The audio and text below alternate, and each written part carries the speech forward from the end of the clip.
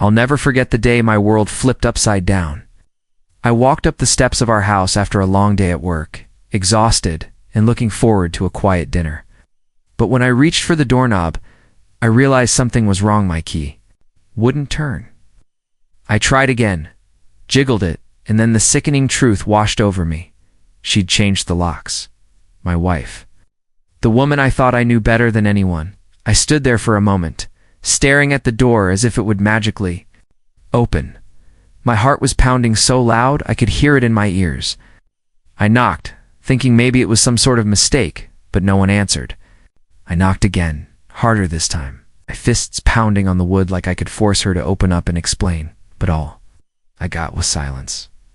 It's funny how quickly your life can change. Just that morning I was at work, making plans for the weekend. I'd been feeling like things were finally settling down. We'd had our share of arguments, money, her family always meddling, me working late, but I thought we were past that. I thought we were building something together, something real, but the locks told a different story. I pulled out my phone and called her, straight to voicemail, texted, but the bubbles never turned blue. It was like I'd been erased from her. Life in the blink of an eye. I sat down on the porch steps, my mind racing. I tried to think back. Had I missed some sign? Had I said something to push her over the edge? My hands were shaking, and I had to grip the edge of the step to steady myself. A neighbor walked by and gave me a sympathetic nod. I could feel their eyes on me, the unspoken judgment. What did he do? But they didn't know. They didn't know that my wife and I had been through so much that I'd bent over backward to make this marriage work. They didn't know the late nights, the compromises, the times I'd swallowed my pride just to keep the peace. I stood up, my knees stiff, and walked around to the back door. Same story. New locks, new betrayal. It was like she'd decided overnight that I didn't belong in my own home, like I was just another piece of furniture she could toss out when she was tired of it. I pressed my forehead against the cold glass of the back door, my breath fogging it up. How could she do this? The woman I shared my life with shut me out without a word. That's when I remembered. The deed. The house wasn't in her name, was in mine. She'd forgotten that. In her rush to erase me from her life, she'd overlooked one crucial detail. It was the only thing that kept me from collapsing. Right then and there, the deed was in my name. I took a deep breath and stepped back from the door. My shock was turning into something else, something hotter and sharper. Anger, determination. If she thought she could just lock me out of my own home, she was in for a surprise. I didn't sleep that night. I sat in my car across the street from the house, headlights off, just watching the windows. Part of me still hoped she'd come out, see me sitting there and wave me inside. But the house was dark and silent, the curtains pulled tight. I must have gone over every argument we ever had in my head 100 times. I replayed her face when we fought about money, how she'd look away, her lips pressed tight like she was hiding something. I thought about how lately she'd been spending more time on her phone, texting with a smile she never showed me anymore. I'd told myself I was imagining things, that every marriage had rough patches. But now, sitting there, in the darkness, it all felt like pieces of a puzzle that were finally snapping into place. Around midnight, I saw the porch light flicker on. My wife stepped out, dressed like she was going somewhere. She didn't see me parked in the shadows. I watched as she got into her car and pulled away, leaving me sitting there with my thoughts. That's when it really hit me. She wasn't just shutting me out. She was living a whole new life without me. The next morning, I went to work like a man in a daze. My boss asked if I was okay, and I lied, said I just hadn't slept well. In the break room, I caught my reflection in the microwave door dark. Circles under my eyes, hair sticking up in every direction. I looked like a man who'd been chewed up and spit out. During my lunch break, I called her again. Still no answer. I texted, "Why did you change the locks?" Silence. I texted again. "We need to talk, please." My messages stayed delivered, unread, like she'd blocked me out of her world completely. That afternoon, I went back to the house. I had to see for myself. I parked down the block and walked up the street, my heart hammering. As I got closer, I noticed something I hadn't seen before. Moving truck parked in the driveway. 2 men were loading boxes. My stomach dropped. I walked up to them, trying to act casual, like I belonged there. "Hey, what's going on?" I asked, my voice trembling even though I tried to sound calm. The younger guy gave me a wary look. We're just moving some things for the lady inside. Is she here?" I asked. "Yeah, she's in there." My legs felt like jelly as I walked up to the door and knocked. This time, she answered. She looked surprised to see me, but there was no warmth in her eyes, just cold indifference. "What are you doing here?" she asked. "I should be asking you the same thing," I said, forcing my voice to stay steady. "Why are there movers here?" "I'm reorganizing," she said, her voice tight. "It's none of your business." "None of my business?" "This is my house," I said, my voice rising. "You changed the locks. You're moving things out. What the hell is going on?" Looked away, her lips pressed into a thin line. "Done," she said finally. "I can't do this anymore." Shh. My mouth went dry. "Done with what? With us?" She didn't answer. She just turned and walked back inside, leaving me standing there like an idiot. The movers kept working, barely glancing at me. I stood on the porch, feeling like the ground had been ripped out from under me. My wife, my partner, had decided to cut me out of her life completely, and she wasn't even giving me the decency of an explanation. As the sun started to set, I watched those boxes disappear into the back of the truck. Each one felt like a piece of my life being stolen. Old photo albums, our wedding china, little things I didn't even know she cared about gone. When the truck pulled away, I was left standing there alone. I could feel the neighbors' eyes on me, but I didn't care. My anger was boiling over. Now, mixing with a deep, hollow hurt, I was starting to see the truth in flashes. This wasn't some heat-of-a-moment decision. She'd been planning this. She'd been planning to cut me out. Back in my car, I gripped the steering wheel so hard my knuckles went white. I started to remember all the little things, her sudden trips to visit family, the way she'd stopped wearing her wedding ring around the house, the late-night phone calls she'd said were work. I'd brushed it all off because I wanted to believe we were still okay. Now I realized I'd been blind. I didn't have proof. Not yet. But I knew in my gut that there was more going on than just a breakup. There was a betrayal here, something deeper and uglier than just a marriage falling apart. I didn't know what I'd find when I dug deeper. But one thing was crystal clear. I wasn't going to let her just lock me out of my life, not without a fight. I spent the next few days in a haze of anger and confusion. My mind wouldn't rest until I knew the full truth. I'd been shut out, cut off, but I refused to be left in the dark. If she was going to build a new life without me, I was going to find out exactly how far she'd gone to do it. I started with the bank statements. We'd always shared a joint account, and even though she'd tried to shut me out, she hadn't thought to change the online passwords. I logged in from my phone, my heart pounding in my chest. As I scrolled through the transactions, truth started to come into focus like an ugly bruise beneath the surface. There were hotel charges, expensive ones on nights she'd said she was staying at her sister's. There were charges for expensive dinners. Spa appointments, things I knew we hadn't shared.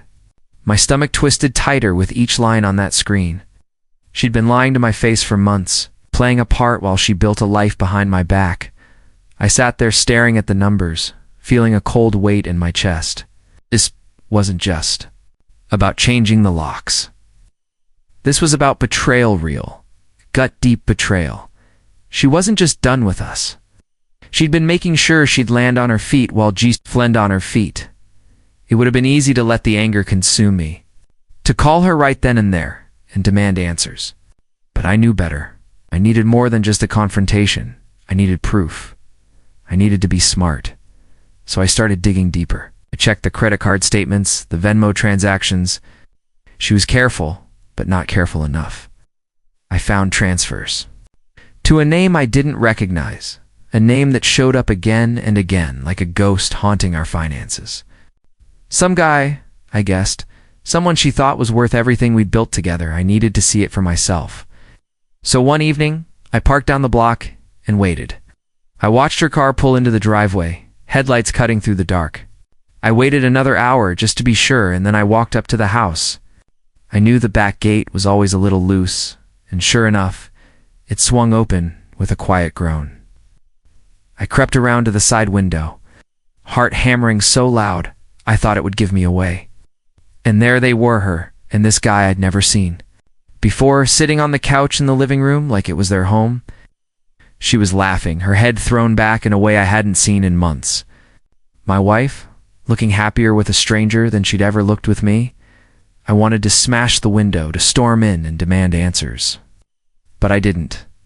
Instead, I took out my phone and recorded it, just a short clip, but enough to show the truth. Enough to prove that I wasn't crazy. I hadn't imagined the betrayal. When I drove away that night, I felt something shift inside me. The hurt was still there, raw and ragged, but beneath it was something stronger, determination. If she thought she could erase me with a lock and a lie, she was about to find out she'd underestimated me. I spent the next few days planning. I didn't talk to anyone about what I'd found, not yet. I knew I needed to keep my cards close to my chest. Started documenting everything, the bank statements, the credit card charges, the video of her with that man. I made copies of everything, saved them to a secure folder on a hard drive only I had access to. At work, I was a ghost, quiet, polite, focused. No one could tell what was going on beneath the surface. But every night I worked late in my car, reviewing the evidence, putting it all together like a puzzle. Each piece made me feel like I was taking back a little of the power she'd tried to steal from me. I also started reaching out to people, quietly, carefully. My brother, who knew how to read legal documents better than anyone I knew. A friend of mine from college who'd gone into real estate law. I didn't tell them everything, not yet, but I asked the right questions. I wanted to know what my rights were, what she could and couldn't do, how far she'd pushed me legally. I wanted to be ready. The more I learned, the more I realized just how much she'd tried to pull over my eyes. She'd changed the locks, yes, but she'd also been meeting with real estate agents, not trying to sell the house out from under me. They'd forgotten that the deed was in my name alone, forgotten that I had the final say. Every time I thought about how she'd looked at me that day like I was nothing more than an inconvenience, I felt my jaw tighten. She thought she could rewrite the story of us, but I wasn't going to let her. There were moments when I felt like I was drowning in it, all the hurt, the rage, the disbelief. But every time those feelings threatened to pull me under, I forced myself to remember why I was fighting. This wasn't just about her anymore. This was about standing up for myself, for my life, for the promises I'd kept even when she didn't. I didn't have all the answers yet, but I was done being the victim. I was done letting her call the shots. If she wanted a war, she'd pick the wrong man to cross the day. I decided to confront her. The sky was heavy with rain, the kind that felt like it could wash the whole world clean if it tried. Tried to steal from me, and for a moment, I just sat there, listening to the rain pound against the windshield. My heart was steady now, a hard, cold beat that matched the resolve in my gut. I'd called ahead and told her I was coming by to talk. She said nothing, didn't confirm or deny, but I knew she'd be there. Never expect that. I had all the proof in my back pocket. I walked up to the front door, the same door she'd locked me out of, and knocked. She opened it a crack, her eyes wary and guarded. "What do you want?" she said, her voice flat. "I want to talk," I said, my own voice calm. Too calm. She hesitated, then swung the door open wider, stepping aside to let me in. The house smelled like lemon cleaner and betrayal. I walked into the living room, and he was there, him. The guy from the video. He was sitting on my couch like he owned it, his arm draped over the backrest, smirk playing on his lips. "You're not supposed to be here," he said, his voice dripping with arrogance. I ignored him and turned to her. "We need to settle this," I said, my tone steady but hard. "There's nothing to settle," she said. "I'm done, and I'm moving on." "Moving on?" I laughed, a sharp, humorless sound. "You mean moving on with him? Moving on in my house?" She didn't answer, just shifted uncomfortably. I could see the flicker of guilt in her eyes, but she was too proud to admit it. I pulled out my phone and held it up. "You recognize this?" I said, tapping the screen to play the video I'd taken of them laughing together on my couch. Her face went pale. He stiffened, his smirk fading. "You've been lying to me for months," I said, my voice rising with each word, changing the locks, emptying the house while I was at work. "Did you really think I'd just let it go?" She swallowed hard, her lips parting. "You don't understand." "I understand plenty," I cut in. "I understand you've been trying to sell this house behind my back. I understand you've been planning to wipe me out like I was nothing. But you forgot one thing." I reached into my jacket and pulled out the deed, the original document. With my name alone at the top, I laid it on the coffee table, letting it speak for itself. "This house is mine," I said. "You don't have the right to sell it, to lock me out, or to pretend I don't exist." For a moment, there was silence, thick and heavy, the kind that makes your skin prickle. She looked at the deed like it was a snake coiled and ready to strike. "You can't," she started. "Oh, can," I said, my voice like steel. "I've already spoken to a lawyer. You've got no claim here, no claim at all. So you have two choices. Leave quietly, or we do this the hard way." He stood up then, his face darkening. "You think you're going to scare us with some paper?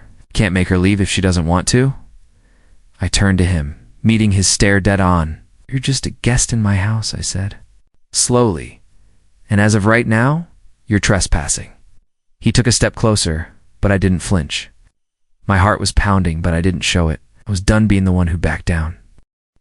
"I'm calling the cops," I said, pulling my phone out again. "You have no right to be here, and I have every right to remove you." He looked at her, waiting for her to say something, anything, but she stayed silent, her face pale and shaken. I could see it in her eyes. She knew I was done playing games. "I'm giving you an hour," I said finally, my voice calm and deadly serious. "Get your things and get out. I don't care where you go, but you're not staying here." She opened her mouth to protest, but the words caught in her throat. For a moment, we just stared at each other, to people who'd once shared everything, now standing on opposite sides of a line that could never be crossed again. Then she nodded, once her shoulders slumping in defeat. She knew she'd lost. The fight had gone out of her eyes, replaced by something else, something that almost looked like relief. They packed in silence. I stood by the door, watching as they carried out boxes of clothes and half-leave dreams. Each time they passed me, I felt a little of the weight lift off my shoulders. By the time they were gone, the house felt empty, but in a way that brought me peace. I walked through the rooms, my footsteps echoing off the bare walls. It wasn't just a house anymore, it was mine again. Mine to rebuild, to reclaim, to start over in. As I locked the door behind me, I felt a deep, quiet satisfaction settle in my chest. She'd tried to take everything from me, but she'd forgotten the most important thing. I don't give up. Night. When it comes to what's mine, the days after that final confrontation felt like a blur. It's a strange mixture of relief and lingering ache. She and her lover were gone, and the house was mine. Again, no more shadows in the corners. No more secrets, whispered behind locked doors. But the silence was loud, and it took me time to get used to it. Word spread quickly through our neighborhood. People talk, especially when they've seen the moving trucks and the late-night arguments. Some of them looked at me with sympathy. Others with curiosity, like they were piecing together the drama from across their fences. I didn't care much about the gossip, though. Let them talk. I'd faced my truth, and that was enough. The legal aftermath was swift. My lawyer sent her a formal notice that she had no claim to the house and no right to sell it. She didn't fight it. She knew she'd lost. Her name was never on the deed, never in the documents that mattered. In the eyes of the law, she had no leverage left. I heard through mutual friends that she moved in with him for a while, but it didn't last. Maybe it was the weight of all the lies. Maybe it was the guilt finally catching up to her. Either way, she left town not long after. I don't know where she is now, and to be honest, I don't care. Her chapter in my life is closed. There were still little reminders of her everywhere, her handwriting on the wall calendar, the faint smell of her perfume on the pillows I hadn't thrown out yet. Every time I came across one of those ghosts, it was like a little stab in the ribs. But each time, it hurt a little less. I spent hours cleaning the house, scrubbing away the last traces of her. It was more than just getting rid of dirt. It felt like I was reclaiming my space, making it mine again. I painted the walls a new color, rearranged the furniture. Every brushstroke was a quiet declaration. This is my home, and slowly the house started to feel like me again. The quiet didn't feel so heavy, it felt peaceful.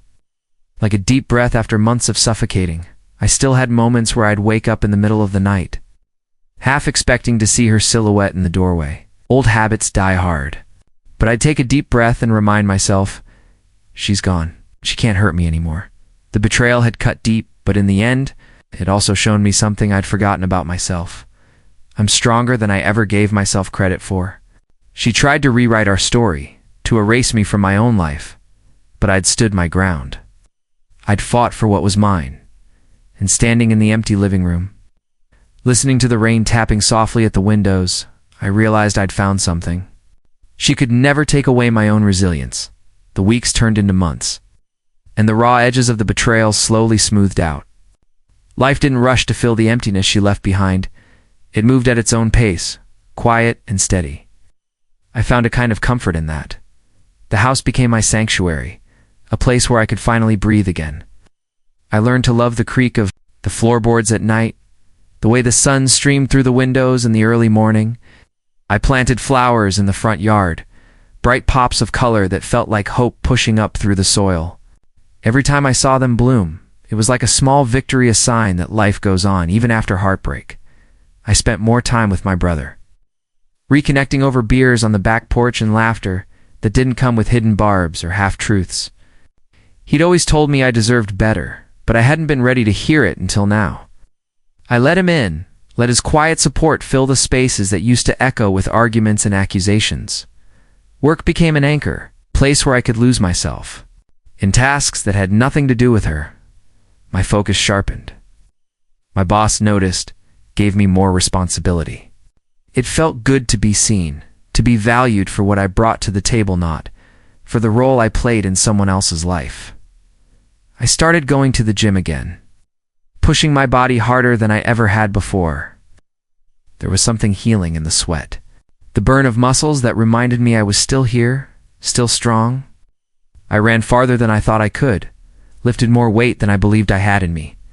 And each time, I walked out of that gym a little taller, a little surer of who I was becoming.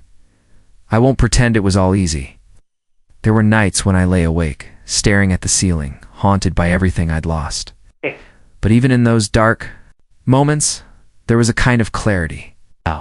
I saw how much of myself I'd given away in that marriage, how I'd twisted and bent to fit into a life that wasn't truly mine. I don't hate her. I don't even resent her anymore. She made her choices, and I made mine. She taught me the hardest lesson I've ever had to learn, that no one else gets to define my worth. That my home, my life, my peace, these are things I have to build and protect for myself. And I have. Day by day, brick by brick, I've built a life that feels honest and whole. A life that doesn't have room for half-truths and closed doors. I've learned to trust myself again, to listen to that quiet voice that tells me when something's wrong. Even when it's easier to look away. Some nights I stand at the front door, the same door she once locked me out of, and I smile. Because this place isn't just mine in the legal sense. It's mine in the truest sense. A home filled with my laughter, my hopes, my future. A place where I can be exactly who I am. No masks, no compromises. I don't know what comes next. Maybe I'll meet someone new. Maybe I won't. Either way, I'm okay with that. I'm not rushing to fill the empty spaces. There's no need. I've found a kind of peace in the quiet, in the knowledge that I came through the fire and didn't let it burn me down. I look at the man in the mirror now, and I see someone I respect. Someone who stood his ground when it mattered most. That's enough for me, more than enough. This is my story, my home, my life, and it's only just beginning. Looking back on everything that happened, I realize now that sometimes the worst moments in life have a way of stripping away all the illusions we build around ourselves. The betrayal, the heartbreak, was like a storm that tore through everything I thought was solid. But once the storm passed, I found something stronger than I'd ever known before. It's myself. It's easy to think that love alone can hold a marriage together. That if you're loyal, if you try hard enough, things will work out. I believed that for a long time. But the truth is, no matter how much love you give, you can't carry a relationship by yourself. You can't build a future with someone who's already halfway out the door. I learned that real strength isn't about holding on to something that's falling apart. Real strength is knowing when to let go, when to stand your ground and say, enough. It's about believing in your own worth. Even when someone else tries to convince you that you're disposable, I won't lie and say I didn't grieve what I lost. I did. But in that loss, I found something I never expected. Freedom. To live without secrets, without the constant ache of wondering if I was enough. Freedom to be the man I was always meant to be, without apology. If you're listening to this, and you're in that same place, standing outside a door that used to be yours, wondering how it all went so wrong, know this. You're not alone. And you're not powerless. You have the right to fight for your life, your home, your peace, even if it means walking away from someone you thought you'd love forever. Life doesn't always turn out the way we planned. But sometimes the ending we never wanted is exactly the beginning we needed. I know that now. And I hope wherever you are, you'll find that same truth for yourself. Because in the end, we don't get to choose how people treat us, but we do get to choose how we rise from the wreckage. We get to choose who we become when the dust finally settles. I chose to stand, to rebuild, to claim my life as my own, and I hope you'll find the courage to do the same.